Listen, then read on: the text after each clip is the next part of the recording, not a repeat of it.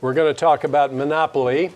Monopoly is very important, and our historical understanding of it is, in many important respects, out of date. We used to have monopolies that existed because of bottlenecks in production and distribution. So a local newspaper was a monopoly because you needed to have printing presses, delivery trucks, staffs of editorialists and news gatherers. All that was very expensive to create, and there was often no other way to do it than to invest in all that capital equipment. If you didn't make those big investments, you couldn't get news into the hands of people into the area. So you were the only one who could do it if you had those heavy fixed investments, and that put you in a unique position to sell the attention of your readers to advertisers who wanted to get messages put in front of them. Now anybody can get information off the internet free of charge.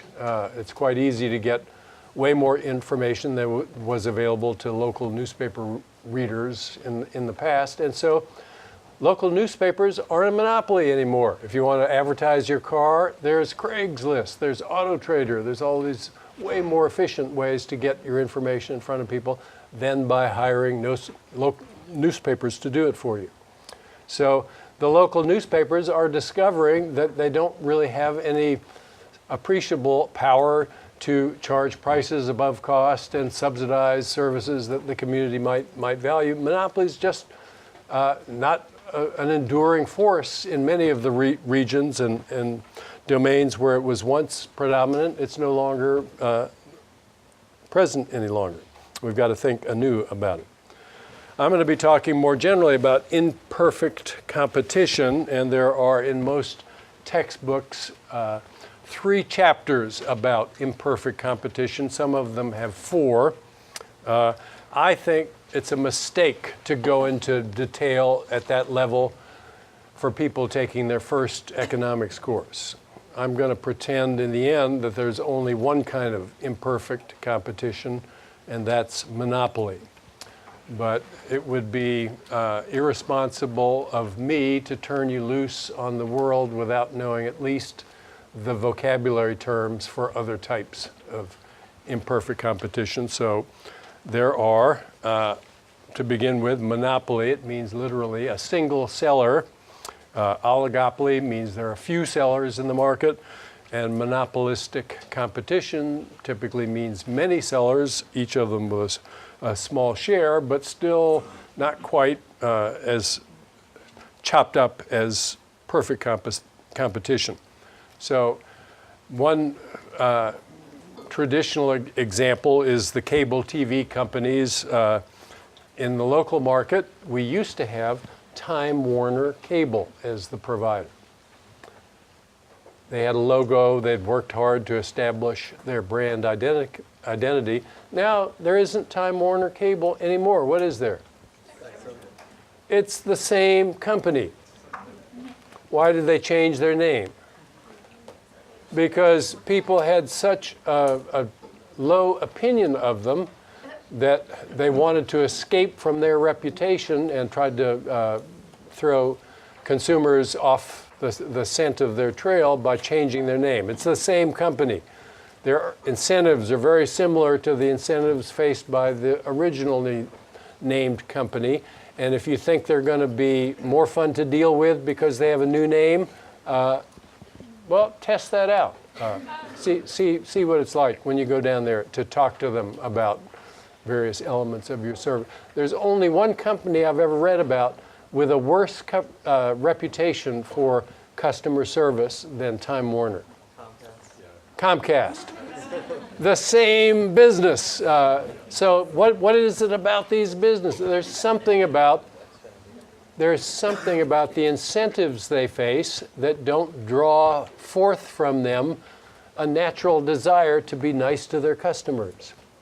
We'll think about that. What are these incentives that they face that makes them behave that way? Oligopoly, few sellers. The market for mobile service is typically described as an oligopoly. monopolistic competition. There are many sellers, just like in perfect competition. They each sell a product that's fairly standardized, but there's always something about the product that's different.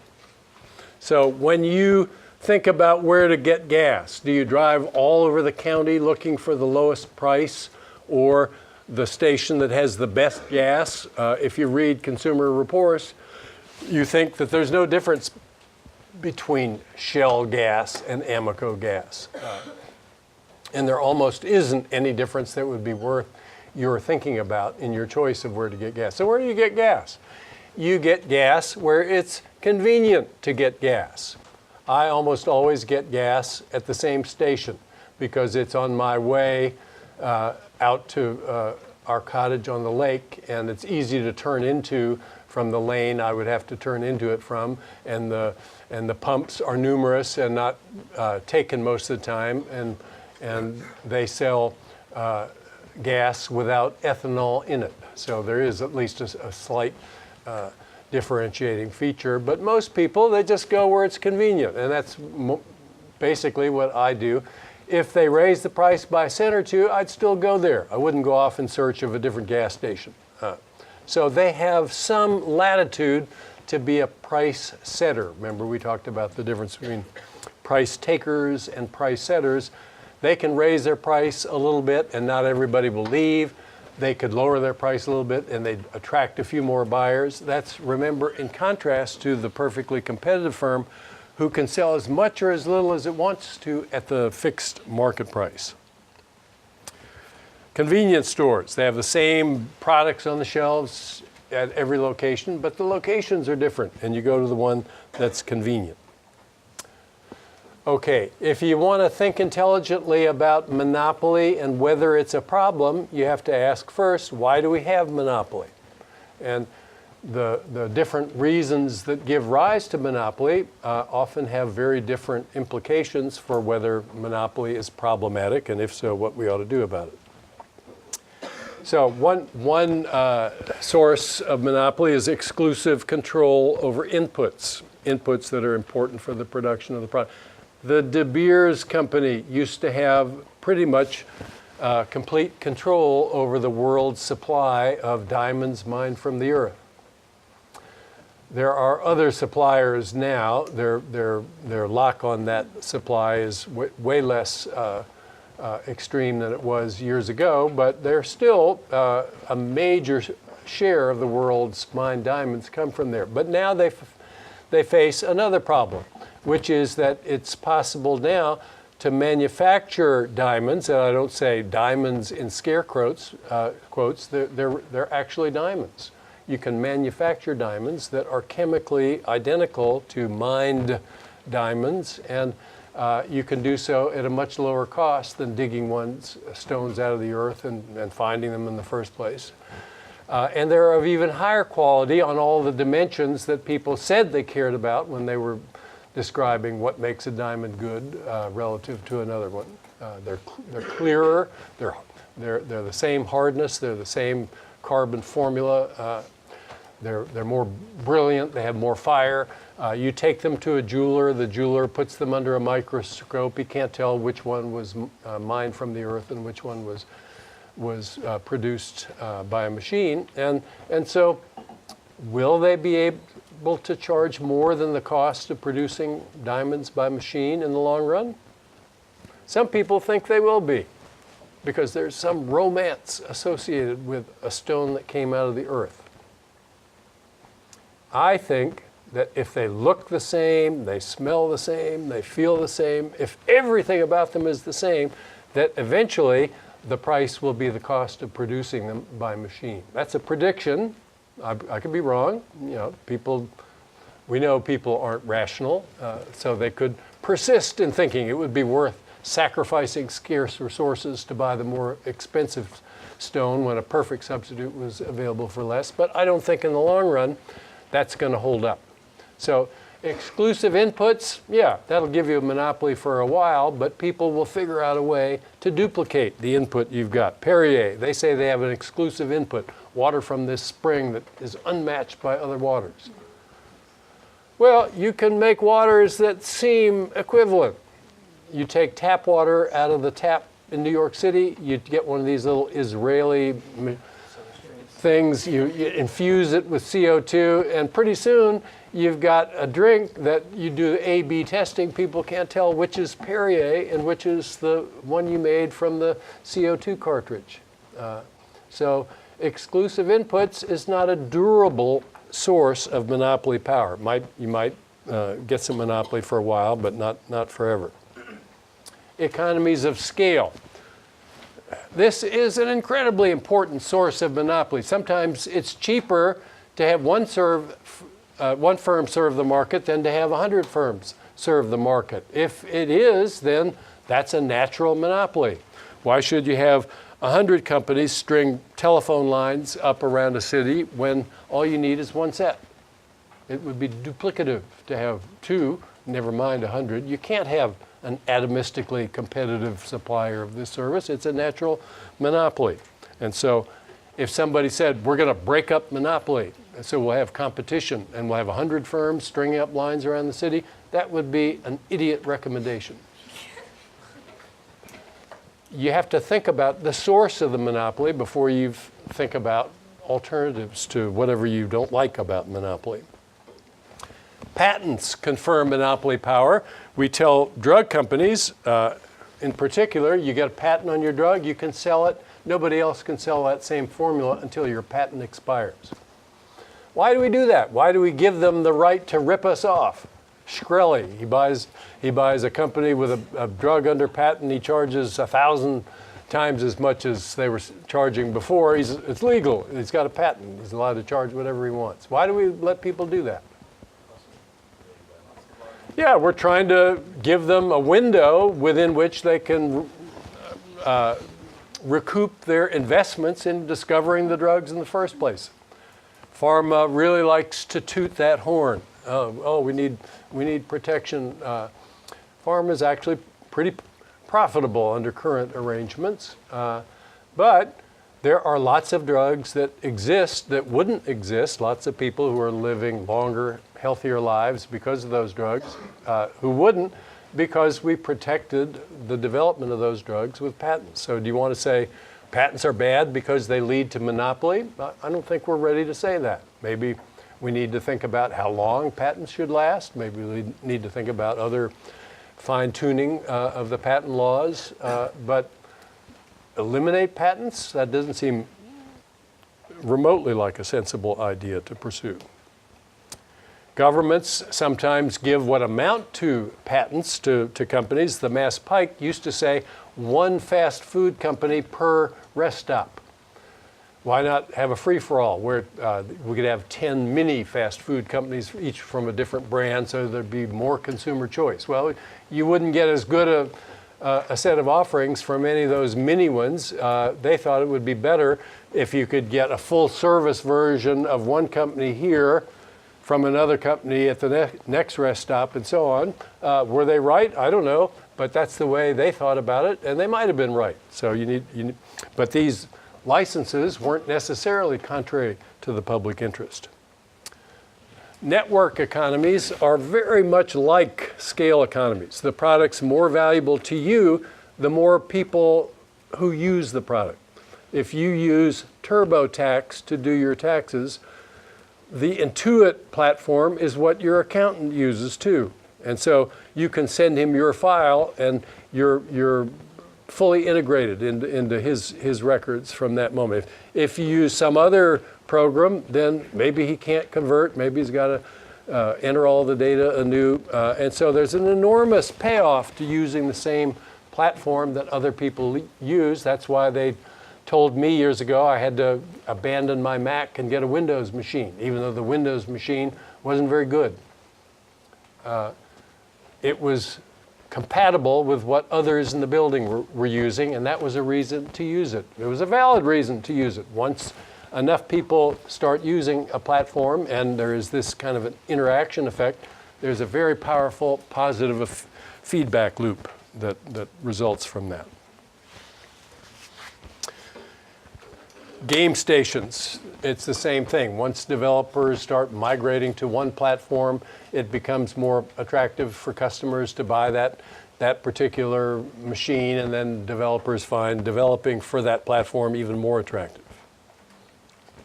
It's a scale economy, really, this network economy.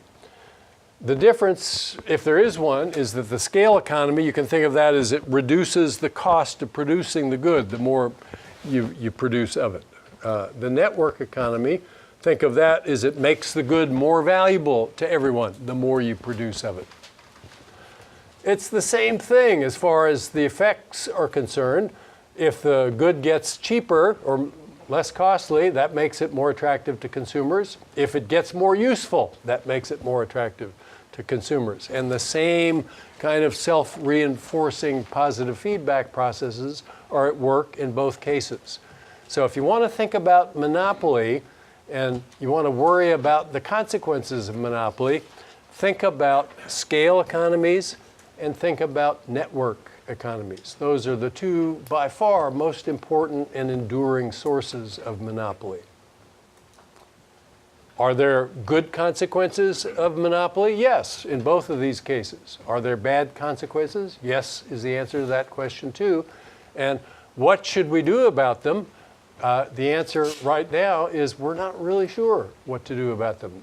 With the old monopolies, which were built on production bottlenecks, sometimes the answer was to break up the companies, divide up Standard Oil into 6 smaller companies and force them to compete with one another. That's not necessarily a smart thing to do when you've got scale economies or network economies as the source of the monopoly that you're dealing with. Let me try to kindle your intuition about the important role that scale economies are playing. It's much more important now than in the past, and it's going to get much more important as we go ahead into the future. So I'm going to just do some silly, stylized numerical examples that kind of highlight the point, one very simple point. So here's the old economy, the way things used to be. We've got 2 producers, Acme and Ajax. They make widgets. They have fixed costs and variable cost. I'm picking numbers out of thin air. And in the first example, the old economy, I'm picking a small fixed cost. You can't look at $200,000 and say whether that's big or small, but in the context of the 2 examples I'm going to show you, this is a small fixed cost. And the variable cost of 80 cents a widget, that's a big variable cost. So that's the old economy. And here we have their production runs each year. They're similar, but Ajax has 20% more sales. The fixed costs are the same for each, 200,000 each. The variable costs are the number of units times the cost per unit. And we get total cost differing by $160,000. If we divide by the output, we've got more costs and more output with Ajax than with Acme. Look at the difference in average cost per unit. Imagine that they're making, Acme makes green widgets and Ajax makes aqua widgets. And you're not all that color sensitive. So are you going to say, I have a slight preference for green widgets, but there's Ajax selling aqua widgets for only 97 cents. I'm going to go and buy me an aqua widget to take advantage of that bargain. Some people might do that, but most people are going to say, what the hell difference does it make? If it's 97 cents, get the color you like. Don't compromise. There's not enough of a gain. Now so you had less output than your rival, you could survive for a long time and remain competitive. That's the old economy.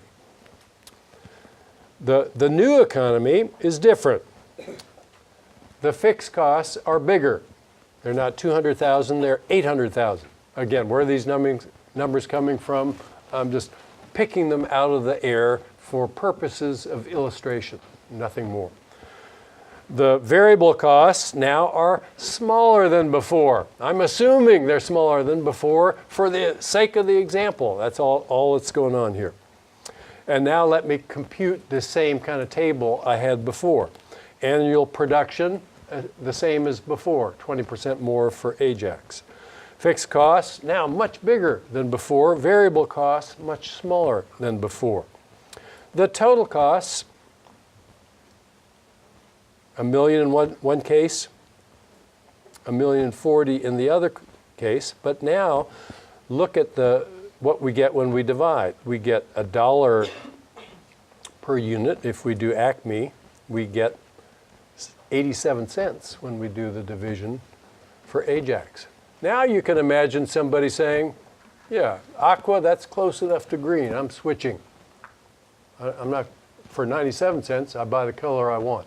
For 87 cents, that's enough of a saving. I move to the other platform. Now we have a process set in motion.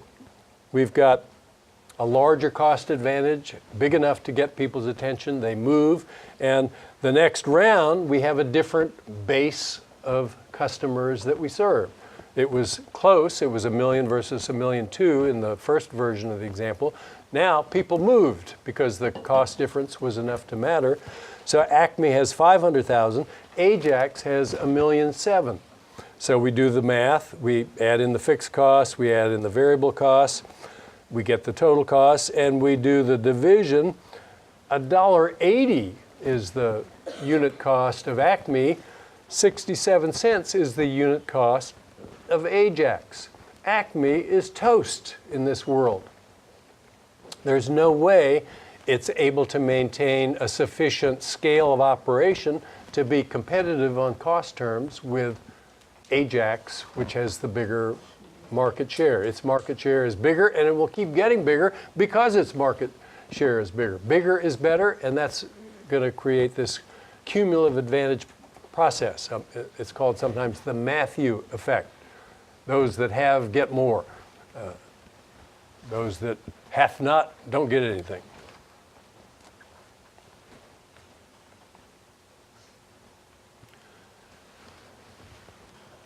You've probably seen this effect play out in your own experience. You know, I used to buy, first car I bought when I came to teach at Cornell was a 1972 Saab 99. Some of you probably never heard of a Saab. The company doesn't exist anymore. It was kind of a quirky company. The cars were extremely unreliable. My 72 Saab had multiple problems the whole time I owned it, but I was stupid. I bought a second one in 1982. And it had problems too. And then I bought a third one in 1992. But even slow learners eventually get the point.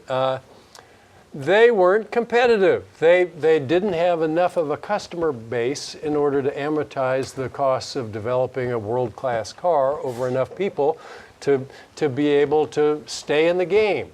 They hadn't. I finally deserted them, and I'm at least relieved to say I deserted them before they went out of business, not after, but none too soon. But that was an example of this dynamic. They were kind of a cool company. They were quirky. You would say maybe that's why they appealed to me. The company had something to offer, but it didn't have the scale to take advantage of what it had to offer, and it went out of business. And that's the pattern more and more that we're going to see. There's room for niche products. If you're different enough and scale economies aren't too important, you can survive. But if scale is advantageous and you don't have it, you're at a huge disadvantage now in the market pit. So what we're going to do is say that companies that are imperfectly competitive have one characteristic in common. I'm going to treat them all the same henceforth. If it's a monopoly, this is the feature that matters. The demand curve for the product that it sells is downward sloping. If it's an oligopoly, same thing, downward sloping demand curve. Monopolistically competitive, they have downward sloping demand curves too. There are more things we could say about the differences among these three forms, but they're not interesting or important enough to be worth our time and trouble to do that. So just, you see imperfect competition, just think downward sloping demand curve.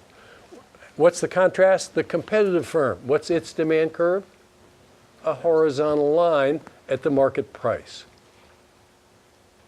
That's the difference. That's the cost side isn't different. It's the demand side that's different.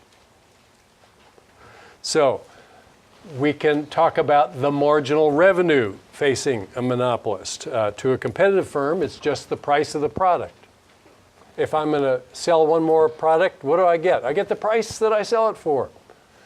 I don't have to cut my price to sell more. I can sell as much as I want. Well, how can they sell more if they don't cut their price? Well, I'm thinking about a wheat farmer.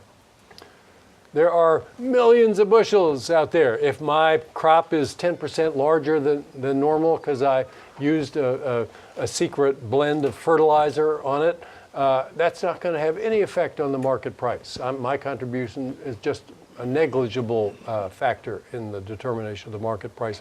If I have more wheat, I can sell it at the market price. That's what it means to be the market price. If I'm a monopolist, I can't sell more at the market price. The market demand curve is my demand curve. If I want to sell more, I've got to move down along the demand curve. I've got to cut my price in order to sell more. That means that the benefit to me of selling another unit is not the price for which I sell it. That sounds wrong, but it's not wrong. If I'm a monopolist and I sell an extra unit for $10, the benefit to me wasn't the $10 that the buyer paid me. Why not? Because in order to sell the extra unit, I had to cut my price down to $10 from wherever it was before that.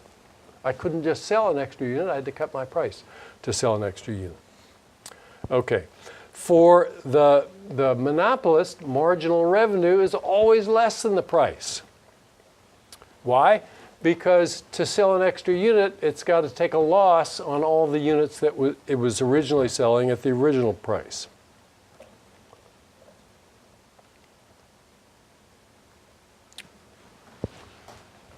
Let me just hammer the idea home with some transparently simple examples. Here's a demand curve facing a monopolist. It's downward sloping. It's selling 3 units at a price of 7. It wants to sell an extra unit, 1 unit more than before. What does it have to do? Cut the price to 6. There's no other way to sell an extra unit. The demand curve tells me that. It has a slope of 1. If I want to sell an extra unit, I've got to cut my price by 1 unit. All right. So I was getting $21. Now I've cut my price. I'm selling more units. Good. Is the extra revenue I get $6, the price for which I'm selling the extra unit? No. It's half that. I'm now getting 24, which is the product of 6 and 4. I was getting 21, 7 times 3. How much extra am I getting? 3. The marginal revenue from the sale of that unit is $3 full stop. It's half as big as the amount for which I sold that last unit of the product. Oh, I think I'm $6 richer because I just sold a unit for 6. Well, I'm not $6 richer. I had to cut my price on the first 3 units I was selling in order to sell that last unit. Okay, I want to sell another unit. What do I have to do? I have to cut my price from 6 to 5. And then do I sell an extra unit? Yeah, it worked. The slope of the demand curve is 1. I sell exactly 1 more unit. So I had $24 in revenue. Now I got $25 in revenue. What was my marginal revenue? I got 5 for selling the product. My marginal revenue is only $1. So it's not generally true that the marginal revenue is half as big as the price. It was on the first example, but on the second example, it was only 1/5 as big as the price. Well, maybe it would be different if we try it again. Shall we see? Let's do that. All right, I want to sell one more unit.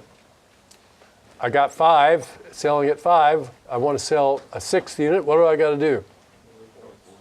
Cut my price to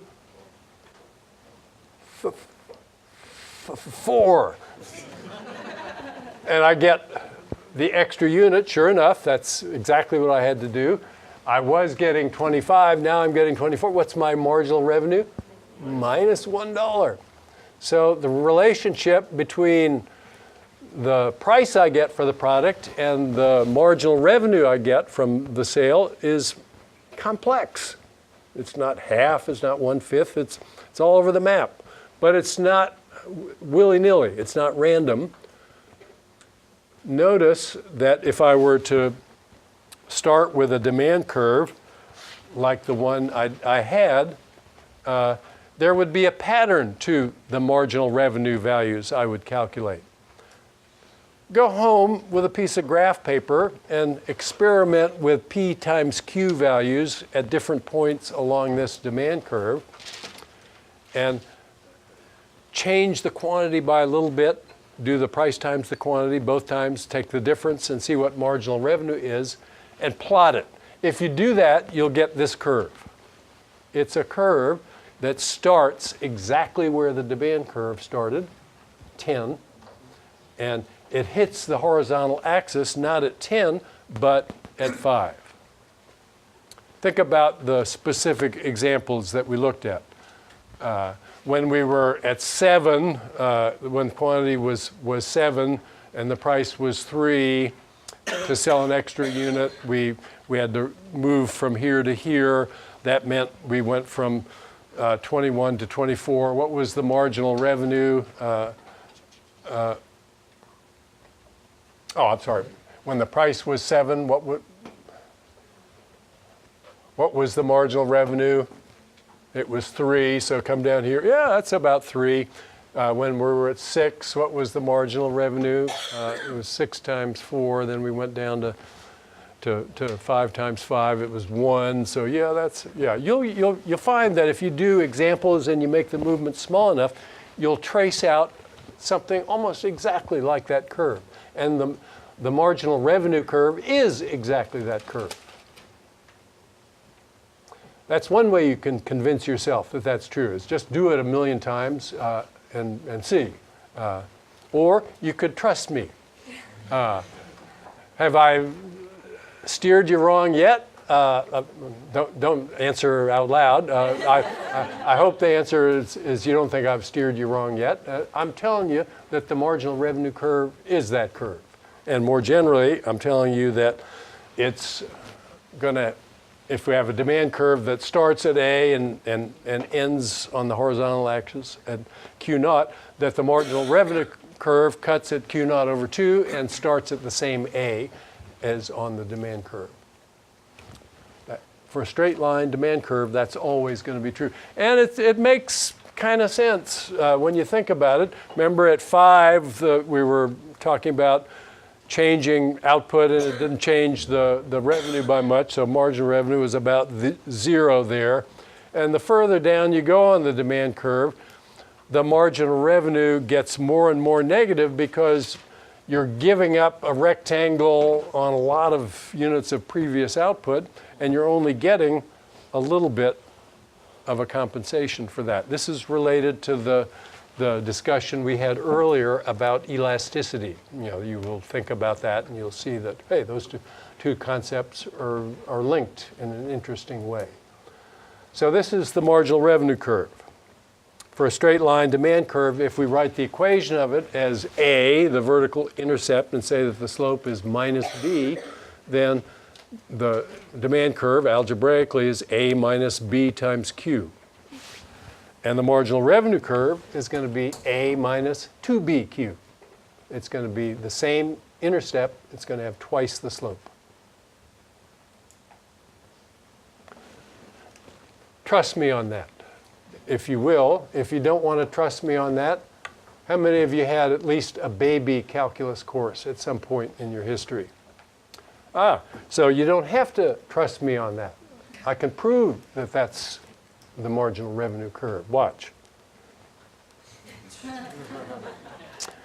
What's marginal revenue? By definition, it's it's a calculus definition. It's the derivative of total revenue with respect to quantity. It's the slope of the total revenue curve with respect to quantity.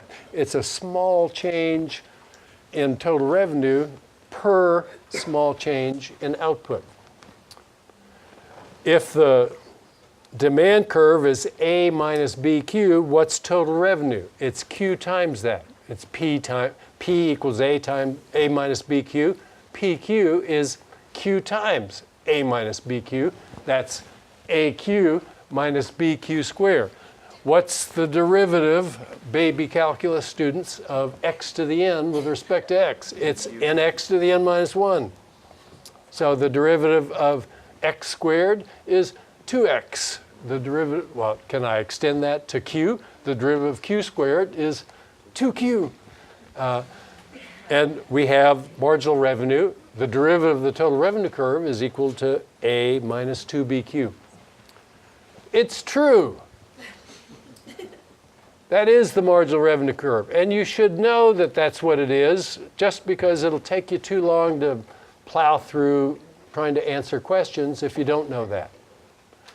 It's probably going to be enough for you to remember the graphical summary. The demand curve is here. Where's the marginal revenue curve? It starts from the same vertical intercept, and it cuts halfway out.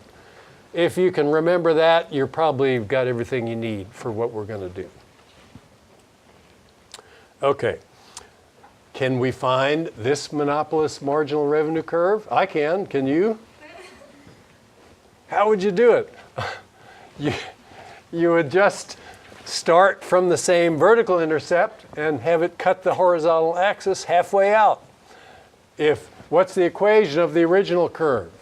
It's the vertical intercept, A, minus the slope times Q. What's the slope? It's 8 over 16. So it's A minus 1/2 Q. That's the equation of the original demand curve. What's the marginal revenue Q? 8 minus Q, 2 times 1/2 Q. Okay, what's profit maximization look like for the monopolist? It's pretty simple if you understand the fundamental way that the benefit side of the transaction looks different to the monopolist compared to the competitive firm. Okay, profit, total revenue minus total cost. How much output should a monopolist produce if it's a profit maximizer? That's a pretty straightforward calculation. Keep expanding your output as long as the marginal benefit to you is at least as great as the marginal cost to you. Marginal cost, you know what that is from what we've done all along. Marginal benefit, now you know what that is. It's marginal revenue. So the relevant calculation is going to be, if I'm a monopolist, is my marginal revenue greater than my marginal cost or not? If it is, what should I do? I should expand. If it's the other way around, what should I do? I should contract. If they're the same, stay put. That's the simple summary of the maximization rule. Questions about that? It shouldn't seem counterintuitive. So now you can answer a true-false question based on the knowledge that you have. Here's the demand curve confronting a monopolist and the monopolist's marginal cost curve. True or false? The profit maximizing level of output is 9 units.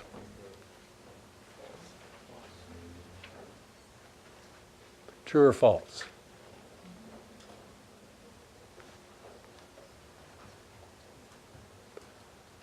If you're not saying anything, does that mean you don't know whether it's true or false? You should. Well, let's go to 9 units of output and say, what's the benefit to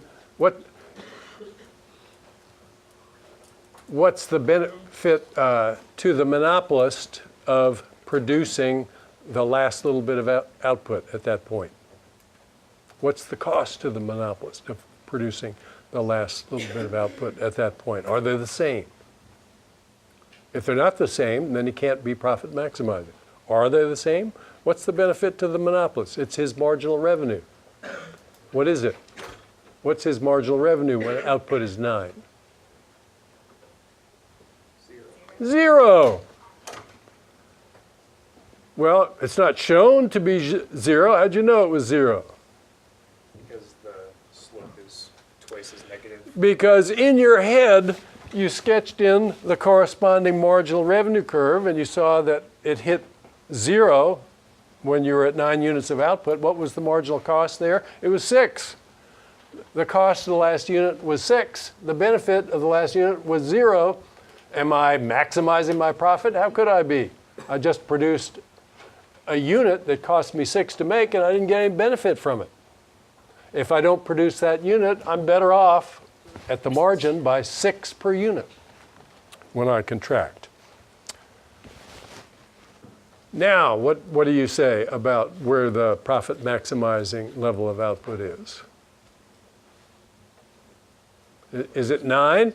You can see right away, once we've sketched in the marginal revenue curve, that it can't be 9 because marginal cost is not equal to marginal revenue there. What's the profit maximizing level of output? It's not labeled, but if I asked you to come up with a marker and circle it, could you? Where would you go, Harry? Where they intersect. Now, what's the they in that sentence? All right. So 6 is the profit maximizing level of output. Why? Because at that level only, the marginal cost of the output produced is equal to the marginal revenue from the output sold. Anything to the left of that, you ought to expand because the benefit's greater than the cost. Anything to the right of that, you ought to contract. That's the uniquely correct profit maximizing level of output. What's the output going to sell for? 4? 6? 8?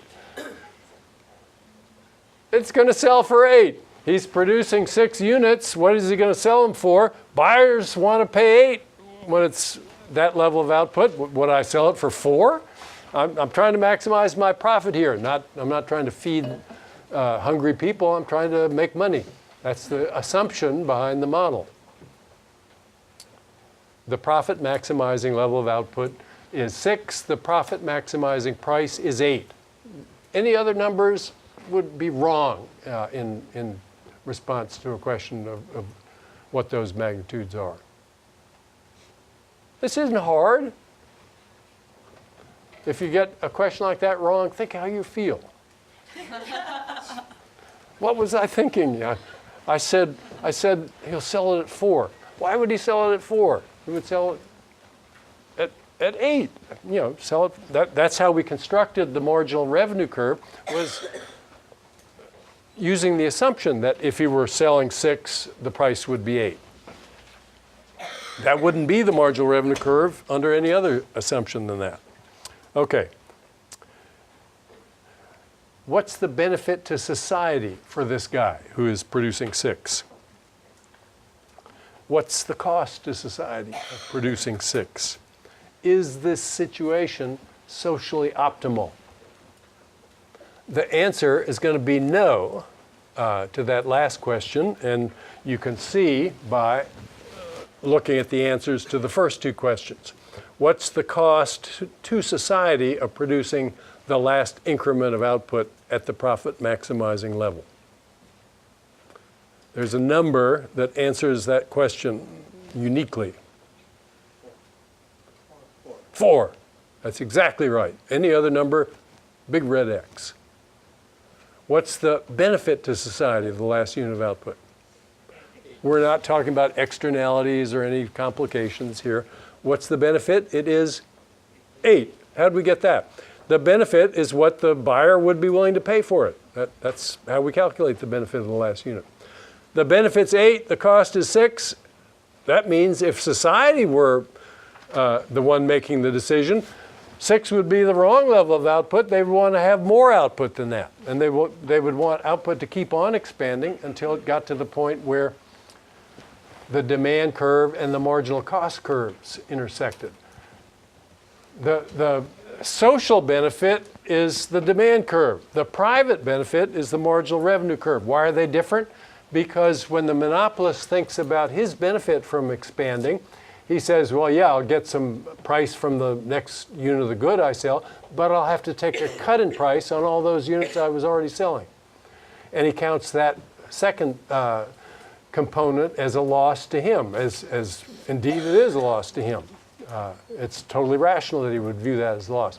But it's a gain to the people who were buying at the higher price to begin with, and their gain from being able to buy it more cheaply exactly offsets his loss from selling it more cheaply. So from society's point of view, the fact that he has to cut price on the earlier units to expand output is not a relevant reason not to do it, because the gain to the people who pay less is exactly offset by the loss to him from getting less. That's a wash. We should look at the social benefits, that's the value that buyers are willing to pay, and compare those to the costs to society, in which case those are exactly equal to the cost of the monopolist, and we should keep expanding until we get there. Does the ability to engage in price discrimination better align the interests of society with those of the monopolist? That's a terrific question, and I'm exactly going to speak to that question in some detail on Monday, but I'll speak a little bit to it today. So thank you for putting that on the table. I am going to get there. Okay, so if somebody asks you to explain to a non-believer why that profit maximizing level of output isn't socially optimal, you would say because the benefit of an extra unit would be greater than the cost of producing it. And if they said, well, what is the benefit of an extra unit? You'd say 8. What's the cost of an extra unit? You'd say 4. If you couldn't offer that explanation, then you don't understand what the argument's about.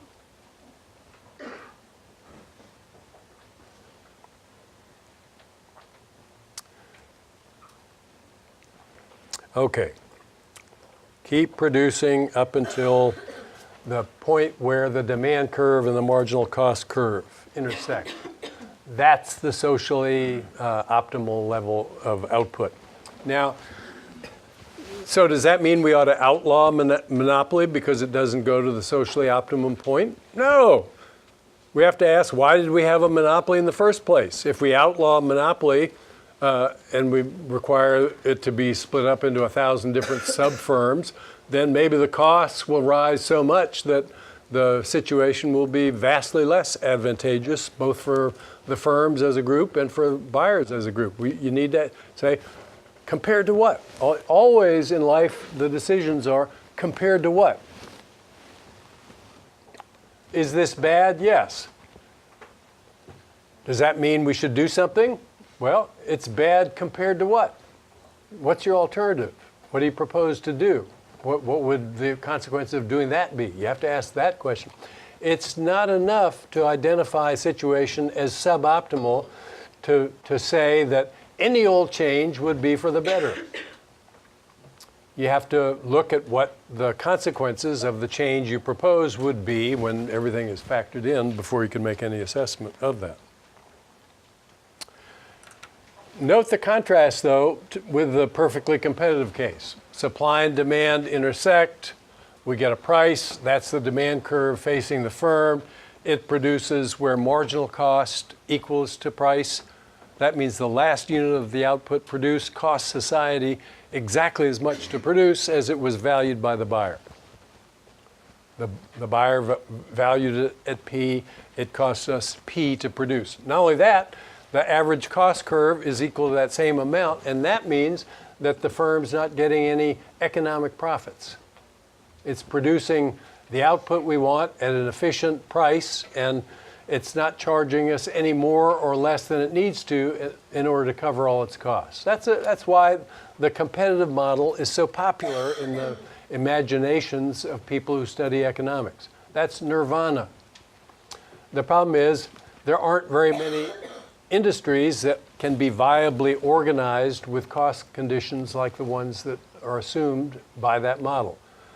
the typical industry now will be one that is subject to very substantial economies of scale. And when that's the case, you don't get this model. You get a model in which firms have some degree of control over the price they charge for their product, and you need to decide accordingly how to go from there.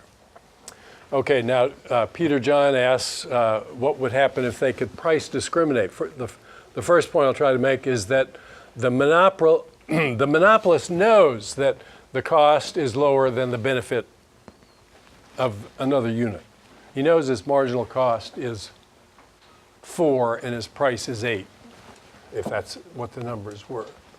And what that means is he knows there's a guy here who's willing to pay 7, and he could make another unit at a cost of 5, and that in between 5 and 7, we could charge a price somewhere in that gap, say 6, and the buyer would be happier than before, and the seller would be happier than before. There'd be some extra surplus generated by that. And if he could say to that buyer, the one who's willing to pay 7, come around back, I'll show you a special deal. You and you alone, I'll give this item for 7, but don't tell anybody about it. And the buyer, I'll give it to you for 6. Don't tell anybody. The buyer says yes. I produce the unit at a cost of 5. I'm happy. He buys it for a cost of 6. He was willing to pay 7. He's happy. Nobody else is hurt by that. They would both want to do that transaction, and then there'd be another transaction that could be done. There'd be somebody else willing to pay more than the marginal cost, and so he'd bring that guy around back, and he'd offer him a special deal. That's what people often do in almost literal terms in bizarre economies, B-A-Z-A-A-R, not B-I-Z-A-A-R-E, bizarre economies, ones where the seller talks to you for a while. He checks out your clothing. Your shoes are sometimes a tell. He listens to your diction. He looks at the jewelry you're wearing. He examines you for nervous tics when the conversation goes in a certain direction. And then he makes an estimate of what your reservation price is, and he offers you the good for a little less than that. And that's a pretty cool operation when you see it firsthand. You know, these people, are able to run rings around PhD psychologists and forensic experts. They know what the real information is much better than the professionals do. But that's not a practical approach in the modern economy. You've got millions of units. You can't interview every buyer and figure out what the buyer's reservation price is and price accordingly. But in marketing, the holy grail is to charge each buyer the most he or she is willing to pay. And you don't want to give discounts to anyone who doesn't need a discount. If somebody's willing to buy at the full price, why give that person a discount? The basic model that we're talking about so far assumes that you can't charge different people different prices. Suppose you said, come around back, I'll give you a deal, and you could get it for $6.10. Well, somebody would go around and say, I want to buy all output you'll sell me at $6.10, and then I'll go resell it to the people out there who were paying the monopoly price before that, and pretty soon you wouldn't be able to charge the monopoly price. So is it practical to charge different prices to different buyers based on what they're willing to pay? And the answer to that is yes. And I'm going to talk about that on Monday in some detail. That the ability to do that is the holy grail of marketing. You're going to talk about pricing in marketing next week, so there'll be some potential for cross-fertilization between the two courses. Economists have learned a lot about pricing from the marketers, but they have yet to learn some useful things from us, I think. think about pricing from the standpoint both of what the traditional marketing approaches tell you and also what economic insights might have to offer you. You can reject any insights you don't find useful, obviously, but to presage the discussion that we're going to have, the genius solution that marketers in the real world have found is to say, you want to buy the product right now without any hassle, you can pay less price and be done with your transaction.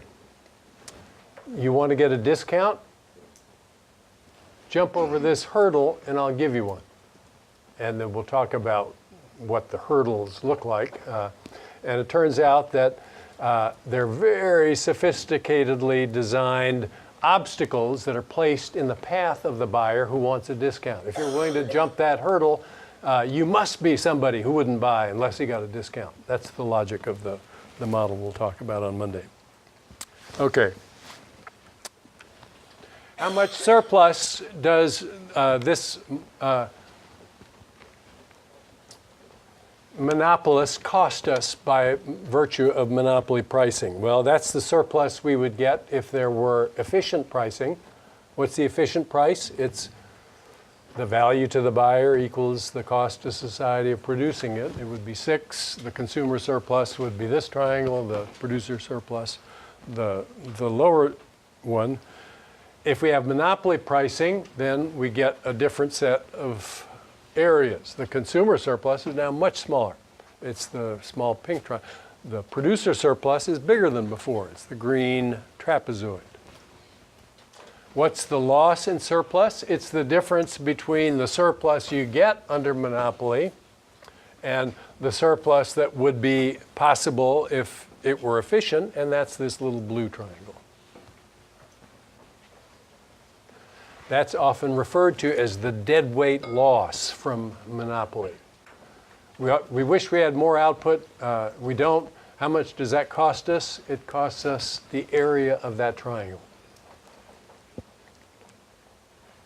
Here's a midterm question designed to see if you get that. So what's the loss in surplus if Rebecca sells singing lessons in the market at the monopoly price? First of all, if she did that, what would the price be?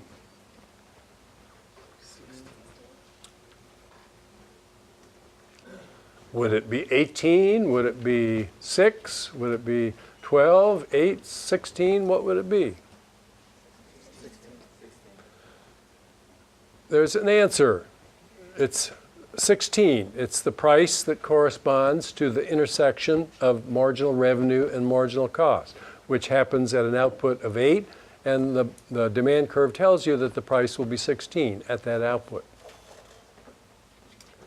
How much surplus is lost? It's the surplus that we would have gotten if we expanded out to 12. So we've got a triangle. Let's call that the base of the triangle. How big is that?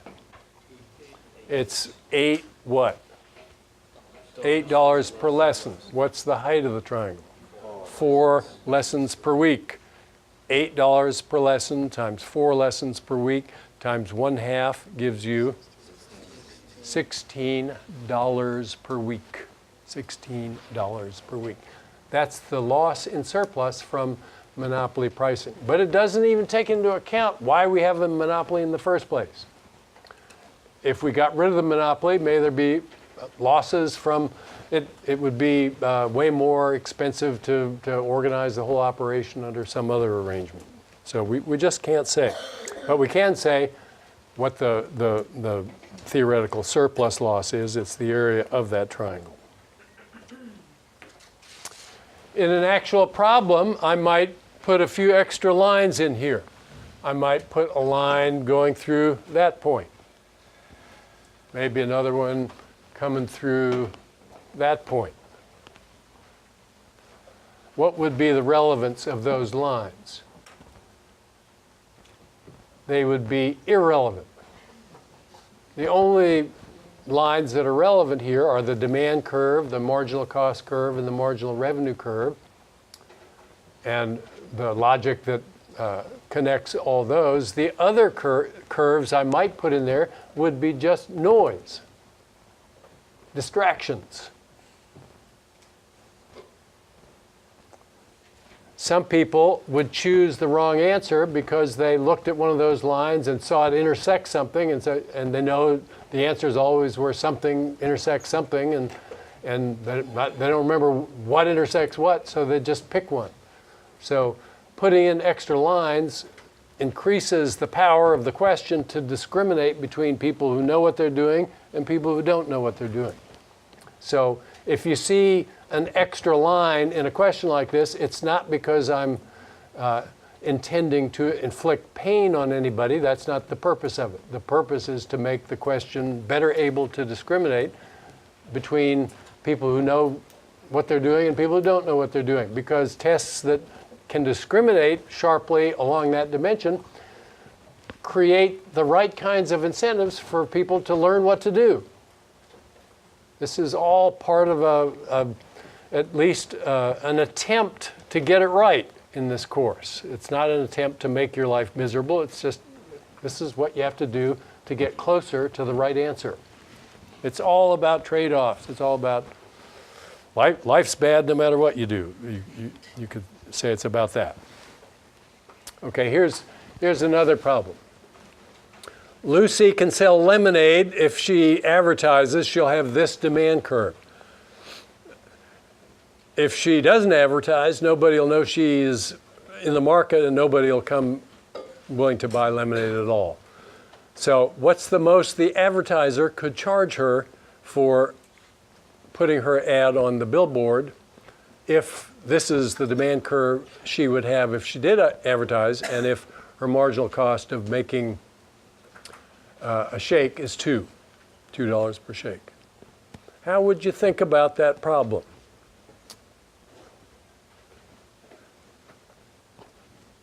Is this a monopoly problem?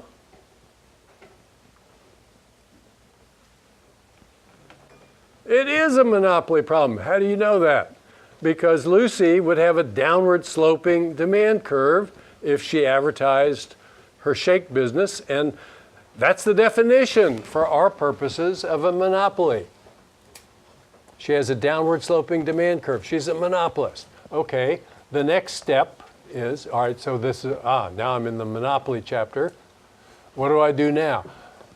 I want to see what she would do if she were a monopolist in this market, so I would figure out what her marginal revenue curve looked like. What would it look like?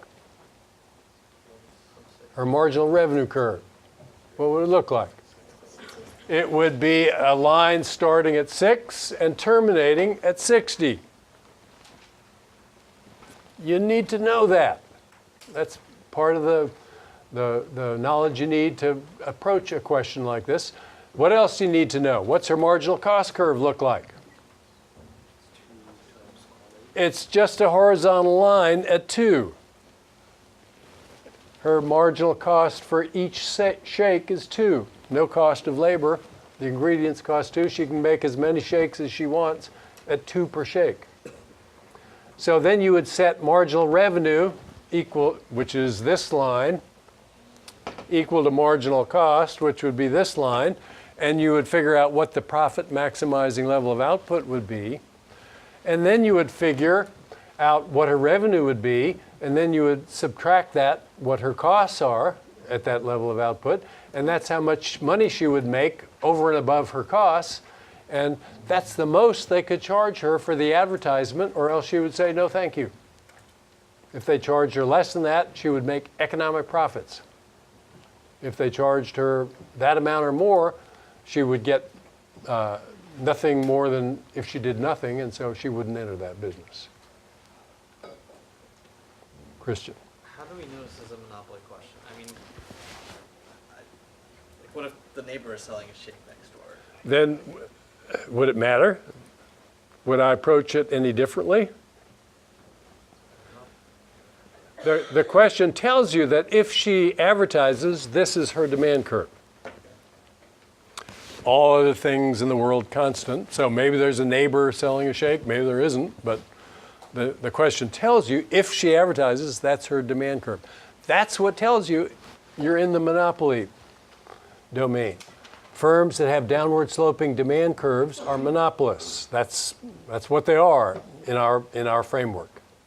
You could say, well, maybe she's an oligopolist. There might be 3 lemonade or shake stands in the neighborhood. Okay, she's an oligopolist, but it's the same approach.